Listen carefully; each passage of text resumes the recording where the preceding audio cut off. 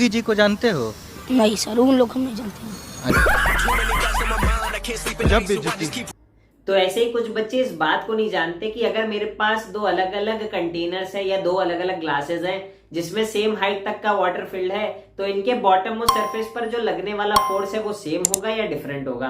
तो इस बात को जो है समझ लेते हैं। तो यहाँ पर अगर मैं ग्लास 1 कंसीडर करूं और उसका बॉटम मोस्ट सरफेस देखूं, तो मान लेते हैं अगर इसका रेडियस कुछ r1 है तो बॉटम मोस्ट सरफेस का एरिया जो होगा वो होगा पाई r1 स्क्वायर। वहीं अगर मैं ग्लास 2 की बात करूं तो अगर मान लेते हैं इसका रेडियस कुछ r2 है बॉटम मोस्ट सरफेस का, तो उसका जो एरिया आ जाएगा वो होगा हमारे पास पाई r2 स्क्वायर।